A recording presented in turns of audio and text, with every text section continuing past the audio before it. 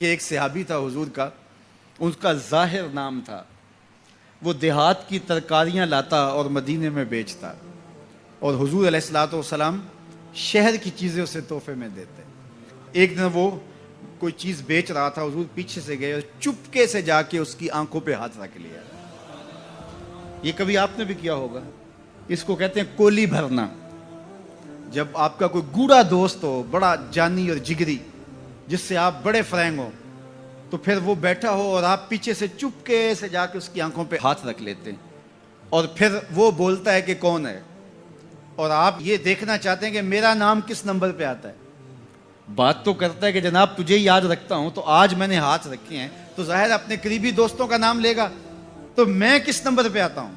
تو کسی کی کولی بھرنے کا مطلب یہ ہوتا ہے میں دیکھوں تو صحیح اس کو میرے سے محبت کتنی ہے۔ تو اللہ اکبر، وہ بیٹھا تھا، حضور پیچھے سے گئے، چپکے سے جا کے اس کی کولی بھر لی۔ اب حضور کے ہاتھ آنکھوں پہ آئے ہوں اور سینے تک ٹھنڈ نہ گئی ہو، یہ کیسے ہو سکتا ہے؟ اس کو نہ پتا چلا ہو کہ حضور ہے، بلکہ حدیث میں آتا ہے کہ وہ بولتا نہیں، حضور آنکھیں دبا رہے ہیں اور وہ بولتا نہیں، بلکہ جب اس کو یقین ہو گیا کہ حضور ہی ہیں تو اس نے اپنی کمر کو پیچھے حضور کے سینے سے جوڑ کے رگڑنا شروع کر دیا، اور حضور دبا رہے ہیں کہ یعنی وہ بتائے کہ میں کون ہوں، لیکن وہ بولتا ہی نہیں ہے۔ مجھے میاں صاحب یاد آئے، لوگ تو اس کو مجاز کے معنی میں لیتے ہیں، میں یہاں یہ شعر پڑھتا ہوں۔ سفنے دے وچ ماہی ملیا تے گل وچ پا لیاں باواں، سفنے دے وچ ماہی ملیا تے گل وچ پا لیاں باواں، ڈر دی ماری اکھ نہ کھولاں متاں پھر وچھڑ نہ جاواں، ڈر دی ماری اکھ نہ کھولاں متاں پھر وچھڑ نہ جاواں۔ تو حضور آنکھیں دبا رہے ہیں اور وہ نہیں بولتا۔ حضور خود ارشاد فرمایا اس غلام کو کون خریدے گا؟ تو اس نے کہا حضور مجھے کس نے خریدنا ہے، میں تو بہت سستا ہوں۔ فرمایا تو بہت مہنگا ہے۔ اللہ اکبر، تو اللہ کے ہاں بہت مہنگا ہے۔ تو حضور یوں بھی پیار کیا کرتے تھے۔ تو نام کوئی اور تھا، حضور نے لاٹ سے کہا ذوالیدین، او دو ہاتھوں والے، نام ہی دو ہاتھوں والا پڑ گیا۔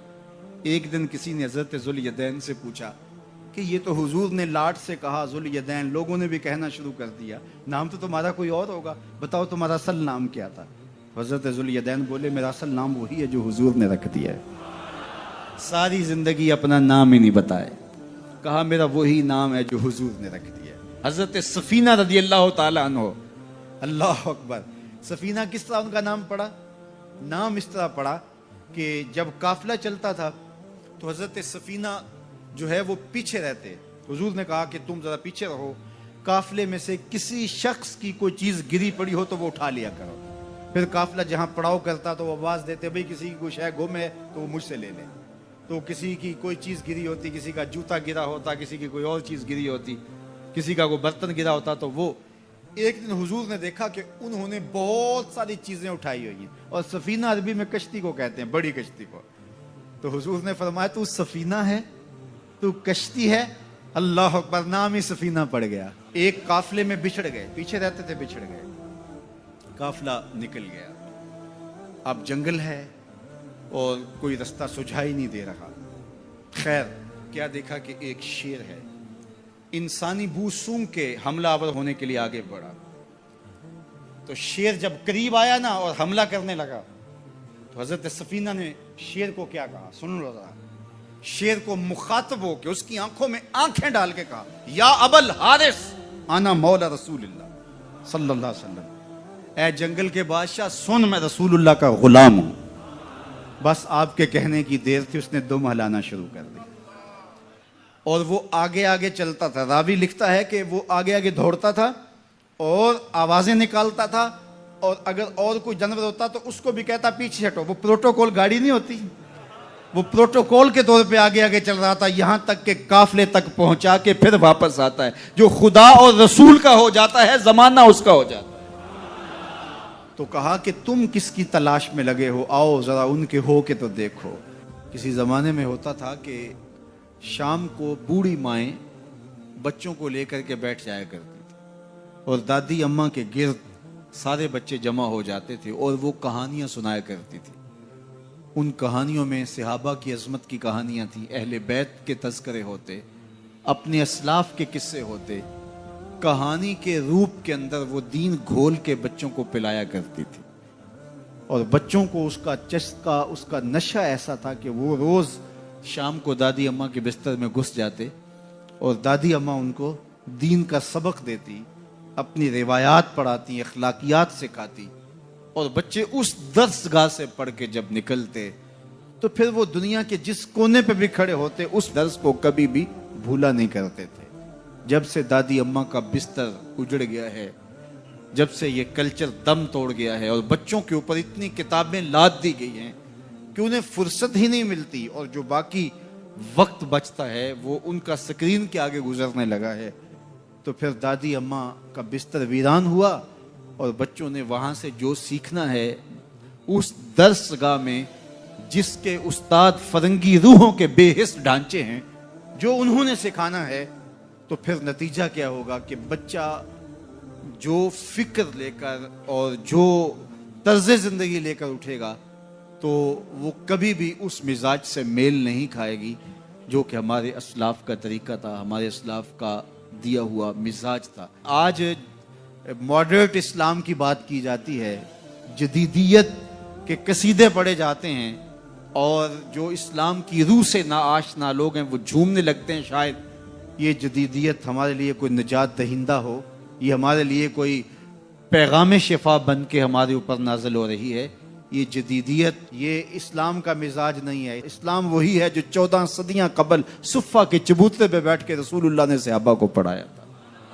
اسلام وہی ہے جو مسجد نبوی کی چٹائی پہ بیٹھ کے رسول اللہ نے درس دیا تھا، وہی اسلام ہے۔ اسلام نہیں بدلا، اور نہ ہی اسلام کے اندر کوئی ناسخ و منسوخ ہے کہ جو مشکل لگا اس کو نکال دیا، جو آسان سمجھا اس کو جو ہے وہ رکھ لیا۔ یہ خواہشات کا اسلام نہیں ہے، آرزوؤں کا اسلام نہیں ہے کہ جو مشکل لگا اس کو نکال دیا۔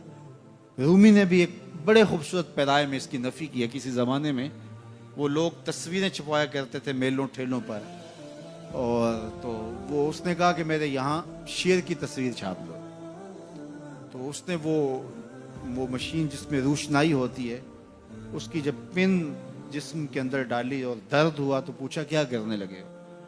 کہا کہ میں شیر کا منہ بنانے لگا ہوں۔ اس نے کہا اس نے کون سا کھانا ہے؟ تو اس نے وہ پن باہر نکال لی، پھر دوسری جگہ جب داخل کی تو پھر درد ہوا تو کہا کیا کرنے لگے؟ کہا شیر کی ٹانگیں بنانے لگا۔ کہا اس نے کون سا چلنا ہے؟ پھر اس نے خیر باہر نکالی، روشنائی اندر جذب کرنے کے لیے پھر جب اس نے سوئی ڈالی تو کہا اب کیا کرنے لگے؟ کہا میں شیر کے کان بنانے لگا ہوں۔ تو اس نے کہا اس نے کون سا سننا ہے؟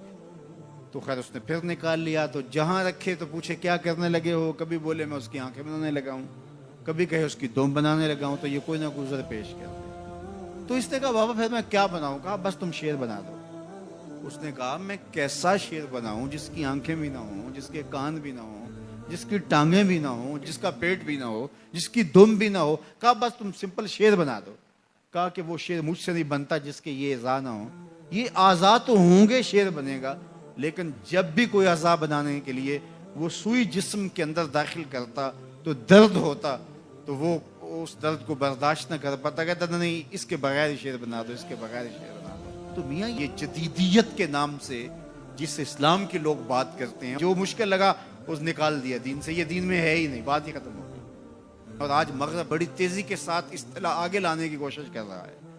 پہلے وہ دہشت گردی کے نام سے پورے مسلمانوں کو مارا، ایک اصطلاح لے کر آئے، اور پھر بنیاد پرستی کے نام سے، اور اب جو ہے وہ جدیدیت کے نام سے امت پر حملہ آور ہو رہا ہے۔ اسلام وہی ہے جو کھجور کی چٹائیوں پہ بیٹھ کے ابو ہریرہ نے رسول اللہ سے پڑھا تھا، وہی حیا کی لپٹی ہوئی چادر ہے جو فاطمہ اوڑھتی تھی۔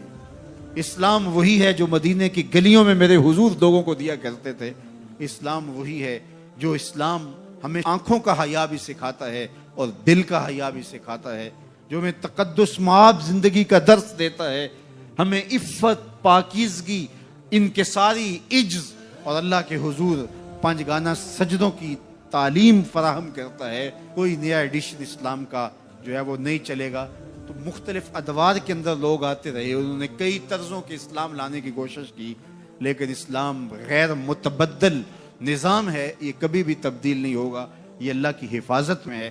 اپنا منہ اگر کسی نے کالا کرنا ہے تو وہ کر لے، لیکن اسلام اپنی تمام چمک کے ساتھ ہر دور کے تقاضوں سے ہم آہنگ یہ دین، ہر دور کی ضروریات کو پورا کرتا ہوا یہ دین ہمیشہ لوگوں کو نور اور فیض بانٹتا رہے گا، اور اس دین کا ابتدا سے لے کر کے قیامت کے آخری شخص تک ہر شخص کی ضروریات کی کفالت اسلام کرتا ہے اور سارے ادوار کی ضروریات کو یہ پورا کرتا ہے۔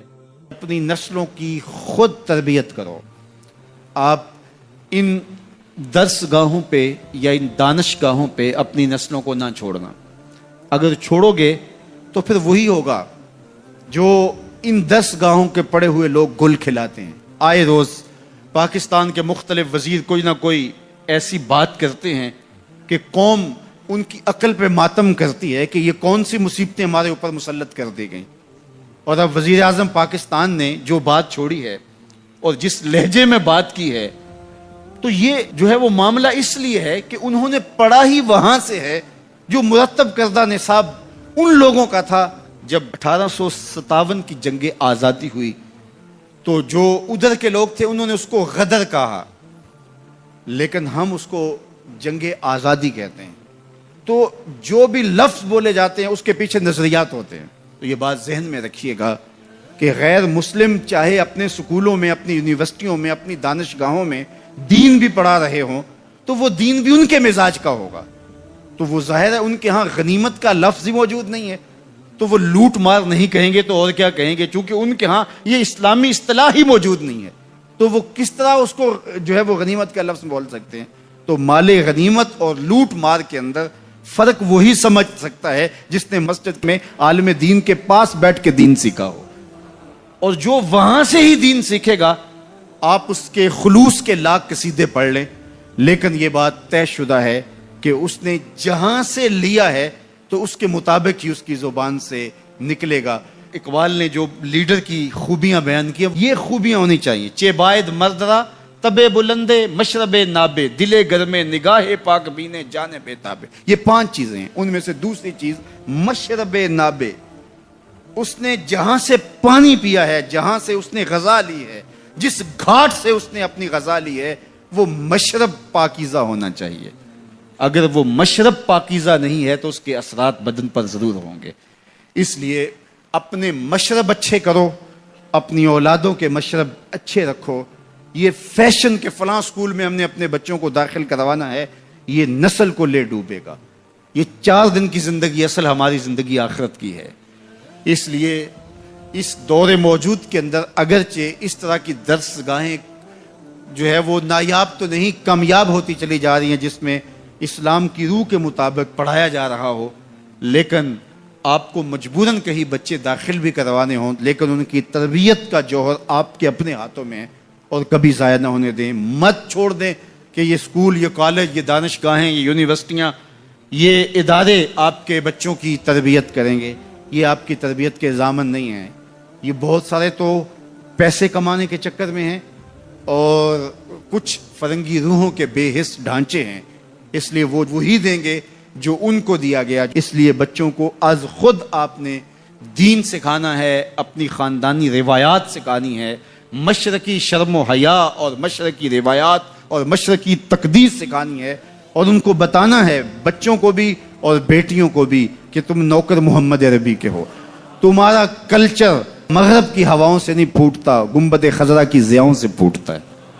اس لیے ان کی اصطلاحات، ان کی ٹرمز جو ہیں وہ بھی وہی ہونی چاہیے جو اسلام نے ہمیں دی ہیں۔ اس لیے جب ہم اپنی نسلوں کو نہیں سنبھالیں گے تو یہ سب کچھ ہوتا رہے گا۔ اس لیے میں اور آپ اچھی طرح سے اپنی نسلوں کو سنبھالیں۔ اس وقتوں میں یہ فکر لگی رہی ہے کہ ہماری آنے والی نسلوں کا کیا بنے گا۔ اس وقت پوری اسلامی دنیا جس طرح ری شیپ ہو رہی ہے، اور جس طرح اس کا جو نقشہ بننے جا رہا ہے، اور مغرب اس کے اوپر جو اربوں خربوں پہ خرچ کر رہا ہے، ظاہر ہے نسل کشی کر کے بھی دیکھ لیا، اتنے لوگوں کو مارا تو نہیں جا سکتا، تو اب کیا کرو، کو ان کی زندگیوں کو تبدیل کر دو، ان کی ڈائریکشن ہی تبدیل کر دو، ان کا راستہ ہی تبدیل کر دو۔ اب ضرورت یہ ہے کہ ہم نے اپنی نسلوں کو خود ان کی حفاظت کرنی ہے۔ قوموں کے جو اجتماعی جرم ہوتے ہیں ان کی سزا قومیں دنیا پہ پاتی ہیں، یہ بات میں آپ کو بتاؤں۔ جو قومیں اجتماعی زیادتی کرتی ہیں، اجتماعی ظلم کرتی ہیں، جو قومیں اجتماعی سستی کا ارتکاب کرتی ہیں، جو قومیں اجتماعی غلطی پہ ہوتی ہیں، تو ان کی اجتماعی غلطیوں کی سزا انہیں دنیا پر ہی ملتی ہے کہ ذلت میں، نقبت میں، رسوائی میں ان کو مبتلا کر دیا جاتا ہے. لیکن قیامت کے دن جو ہم نے پیش ہونا ہے وہ اپنے اعمال نامے ذاتی لے کے پیش ہونا ہے. تو اس لیے کاش کہ اجتماعی نظم ایسا پیدا ہو جائے، اور اگر ایسا نہیں ہوتا تو کم از کم ہم اپنے تو ذمہ دار ہیں، اور ہم اپنے اعمال نامے لے کر کے قیامت کے دن اللہ کے حضور پیش ہونا ہے. تو ہم ان کی صحت کے لیے کوشش کر لیں، اپنی خواہشات کو، اپنی آرزوؤں کو، اپنی تمناؤں کو اسلام کی دہلیز پہ رکھ دینا اور اپنی گردن کو جھکا دینا. یہ اسلام کا معنی ہے.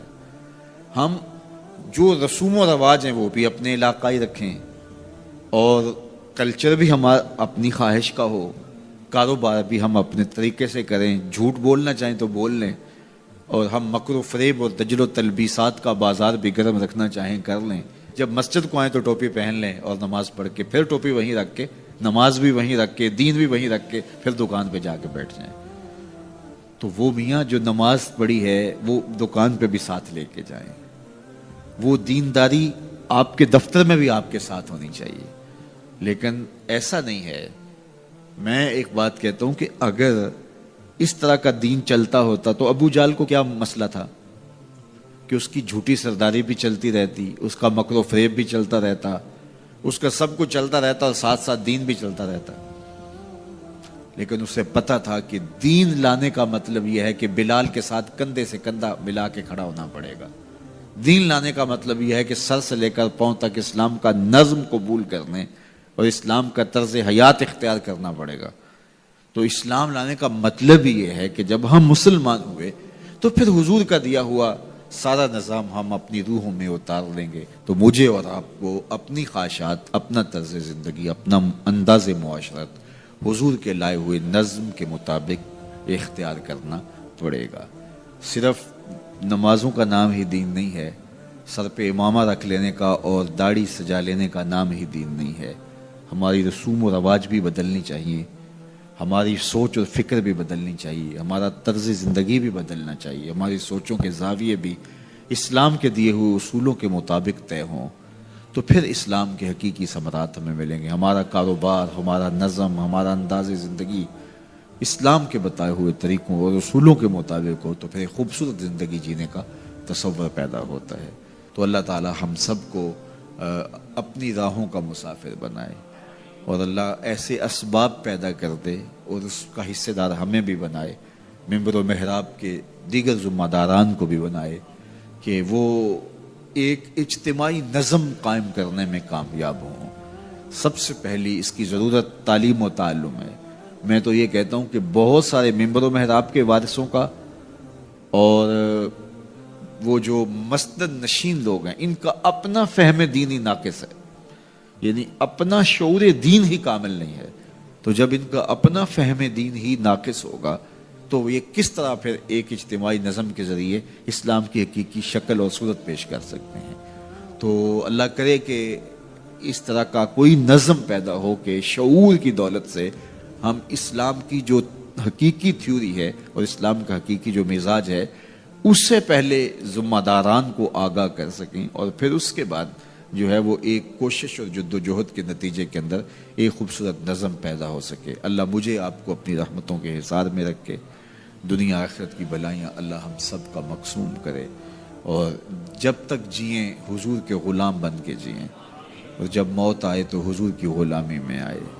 سوکھا نکلے سا ظہوری جے ویخ لواں مکھ تیرا، آخری لمحے جب سانسیں ٹوٹ رہی ہوں تو حضور کا دیدار نصیب ہو جائے. اگر آخری لمحے یہ مقصود ہاتھ میں آ گیا اور یہ مقصد نصیب ہو گیا تو پھر مرنا بھی تحفۃ المومن بن جاتا ہے. نماز کے بغیر جو اپنی زندگی گزارتے ہیں ان کی زندگی میں سوائے ٹینشن اور دکھ کے اور ہو کیا سکتا ہے. خشوع کے ساتھ نماز کرنا سیکھو. نماز پڑھنے کے بعد آپ ہلکے پھلکے پاؤ گے اپنے آپ کو. رقت کے ساتھ اللہ کے حضور گڑ گڑاتے ہوئے سجدے کرو، اس کا اپنا سرور پاؤ گے. اللہ اکبر. لیکن ایک بندہ کہے کہ جناب میں نماز پڑھتا ہوں لیکن ایسی کیفیت تو پیدا نہیں ہوتی، تو شیطان اس کو کہتا ہے کیا فائدہ ایسی نماز پڑھنے کا. لوگ بھی کہتے ہیں فلاں بندے سے یہ جرم بھی سرزد ہوتا ہے، نماز بھی پڑھتا ہے، اس کی نماز کو مورد الزام بناتے ہیں. تو بندہ بھی کہتا ہے چھوڑے، نماز نے مجھے کیا فائدہ دیا. لیکن کہا نہیں نماز نہیں چھوڑنی، پہلے فرمایا نماز میں خشوع کرتے ہیں، یہاں فرمایا نماز کی محافظت کرتے ہیں، اگر کسی وجہ سے خشوع پیدا نہیں ہوتا چھوڑتے پھر بھی نہیں ہے، یہ اللہ کا فریضہ ہے۔ محدث کچھوچوی علیہ رحمہ سے ان کے ایک مرید نے کہا حضرت نماز پڑھتا ہوں لطف نہیں آتا، مزہ نہیں آتا، تو آپ نے حیرت سے کہا کہ اس کے باوجود پڑھتے تو ہو؟ کہا جی وہ تو اللہ کا حکم ہے، وہ تو پڑھتا ہوں۔ تو محدث کچھوچوی علیہ رحمہ جھومنے لگے، کہا واہ واہ تم لطف کے بندے نہیں اللہ کے بندے ہو، تمہیں سرور نہیں آتا پھر بھی پڑھتے ہو، اس کا مطلب ہے تم سرور کے لیے، مزے کے لیے، لطف کے لیے نہیں پڑھتے، تم تو اللہ کے لیے پڑھتے ہو۔ اللہ اکبر۔ تو بندہ سرور نہیں بھی آ رہا پھر بھی اپنے آپ کو کھینچ کے لا رہا ہے مسجد کے اندر، خیال تنگ کر رہے ہیں پھر بھی مصلی پہ اپنے آپ کو کھڑا کر رہا ہے، سوچے اس کو آوارہ پتے کی طرح کبھی ادھر پھینکتی ہیں لیکن پھر بھی وہ کھڑا ہوا ہے کہ میں نماز پوری کر کے جانی ہے، بار بار کبھی بھولتا ہے لیکن پھر دوبارہ نیت مان کے کھڑا ہو جاتا ہے، نہیں میں پوری کر کے جانی ہے۔ یہ کیوں کرتا ہے؟ میرے اللہ کا حکم ہے۔ تو خشوع کی وہ کیفیت نہ بھی ہو تو کہا محافظت پھر بھی کرتے ہیں، یہ خوش نصیب لوگ ہیں۔ اولئک هم الوارثون، یہ لوگ وارث ہیں، یہ لوگ جن میں یہ خوبی ہیں یہ وارث ہیں۔ کس چیز کے وارث ہیں؟ مال کے، دولت کے، کوٹھیوں کے، کاروں کے، محلات کے۔ کہا الذین یرثون الفردوس، یہ جنت الفردوس کے وارث ہیں۔ ہم فیہا خالدون، اس جنت سے وہ کبھی الگ بھی اس میں ہمیشہ رہیں گے، چونکہ موت کو بھی موت آ چکے گی، اب موت بھی نہیں، اب ہمیشہ رہیں گے۔ اللہ تعالیٰ فرمائے گا اردیتم، جنتیوں کیا راضی ہو؟ اہل جنت کیا تم راضی ہو؟ تو وہ کہیں گے ہمیں کیا ہوا کہ ہم راضی نہ ہوں، ہمیں تو وہ ملا جس کا ہمیں تصور بھی نہیں تھا، ہمیں جنت مل گئی، محلات و قصور مل گئے۔ جو سب سے آخر میں جنت میں جائے گا، سب سے آخر میں، جس کو ہماری پنجابی میں پھاڑا کہتے ہیں، سب سے آخر میں، اس کو جنت میں کتنی جگہ ملے گی؟ جو بندہ سب سے آخر میں آتا ہے اس کو دھوپ میں جگہ ملتی ہے، جو اس سے تھوڑا سا پہلے آ گیا اس کو برآمدے میں ملی، جو اس سے پہلے آیا اس کو اندر جگہ ملی، ایسے ہی ہوتا ہے۔ تو جو سب سے آخر میں جائے گا جنت میں تو وہ سب سے بڑا گنہگار ہوگا، اور جہنم کے رگڑے سہ سہ کے وہ جہنم سے نکلے گا سب سے آخر میں۔ بخاری شریف میں تذکرہ موجود ہے، اللہ کے حضور حاضر ہوگا اور اللہ اس بندے کو کہے گا بتا کیا چاہیے، وہ کہے گا مالک مجھے یہ چاہیے۔ اللہ فرمائے گا لکا ما تمنیت، جو تو نے آرزو کی جا سب کچھ میں نے تیری جھولی میں ڈال دیا، اب جنت میں چلا جائے گا۔ اب اس کو تو یہ ہوگا سایہ دیوار میں جگہ مل جائے تو غنیمت ہے، جنت کے کسی درخت کے نیچے جھونپڑا لگا لوں تو کافی ہے، چلو کوئی 2 مرلے کا 3 مرلے کا کٹھیا بھی مل جائے تو کافی ہے، اس کے لیے تو اتنا ہی کافی کہ جہنم سے نکل گیا۔ لیکن اس کو کہا جائے گا جا جنت میں چلا جا، اور تیرے لیے جنت میں دنیا سے 10 گنا جگہ ہے، دنیا سے، بخاری کی روایت، 10 گنا جگہ، یہ 7 بر اعظم پہ پھیلا ہوا جہاں، اور اس کو 10 سے ضرب دے، اتنی جگہ اس کی ہے جو سب سے آخر میں جائے گا۔ جب اللہ یہ فرمائے گا تو وہ کہے گا اتسخر وانت الملک، میرے رب تو مجھے رب ہو کے مذاق کر رہا ہے، مالک ہو کے مجھ سے مذاق کر رہا ہے، بادشاہ ہو کے مجھ سے مذاق کر رہا ہے۔ اس کو لگے گا ہی نہیں کہ مجھ کو، میں ساری زندگی پاپ کرنے والا لیکن ایمان کا چراغاں تو اندر تھا۔ اللہ اکبر۔ آج نکلے گا تو جنت میں سب سے آخر جانے والے شخص کو کتنی جگہ ملے گی؟ دنیا سے 10 گنا جگہ دنیا سے سب سے آخری شخص کو، پھاٹے شخص کو ملے گی۔ پھر بلال حبشی کی جاگیروں کا عالم کیا ہوگا، ابو بکر عمر کی جاگیروں کا عالم کیا ہوگا، بابا فرید گنج شکر، داتا گنج بخش علی اجویری، شیخ احمد مجدد الف ثانی کی جاگیروں کا عالم کیا ہوگا۔ نماز پڑھ رہا تھا کوئی شخص تو مجنو آگے سے گزرا، تو نمازی نے نماز توڑ کے اس کے منہ پہ تھپڑ مارا۔ تمہیں پتہ نہیں نمازی کے آگے سے نہیں گزرتے؟ اس نے کہا میں نے دیکھا نہیں، میں ایک عورت کی محبت میں ایسا گرفتار تھا کہ مجھے ہوش نہیں رہا، لیکن افسوس تم پر، تم رب کی محبت میں مجھے دیکھ رہے تھے۔ ایک ماڈل مسلمان کیسا ہونا چاہیے؟ جب رب کے حضور کھڑا ہے تو دنیا کی خبر ہی نہیں ہے۔ سیدنا علی المرتضیٰ کے بدن میں تیر پیوست ہو جاتا ہے، نماز میں کھڑے ہوتے ہیں تو یوں تیر نکال لیا جاتا ہے، آپ کو بعد میں پتہ چلتا ہے کہ میرے بدن سے تیر نکالا گیا ہے۔ یہ ہے عبادت میں خشوع۔ جب اس کے ہو گئے، محویت کا یہ عالم ہے کہ اسی کے ہو گئے، کسی غیر کی طرف خیال بھی نہیں گیا، کسی اور کی طرف دیکھیں کیوں، کسی اور کی طرف تکیں کیوں، جب نظارے اس کے ہیں نگاہوں میں، جب خیال اس کے ہیں۔ نماز ہے تو محویت۔ اپنی عصمت کا جوہر ہے تو اس کے گرد پہرے بٹھائے ہیں. مجال ہے کہ عصمت کے جوہر کو داغ بھی لگنے پائے, مجال ہے کہ خیال بھٹکنے بھی پائے, سوچوں میں آوارگی آنے پائے.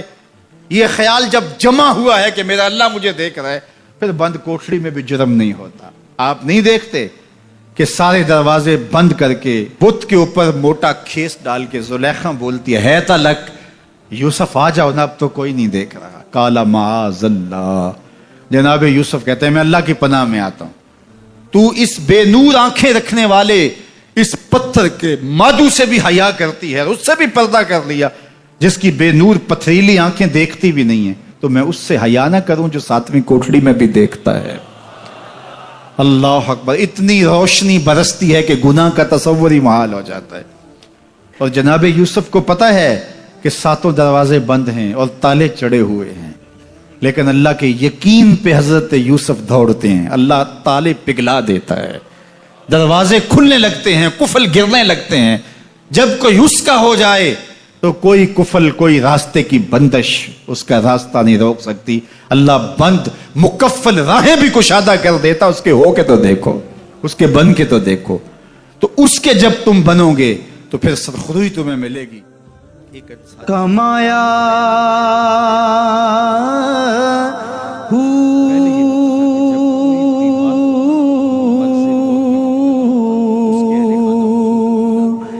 نام بھج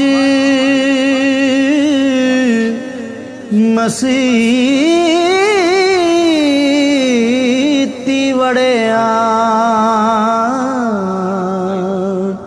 نا تسبا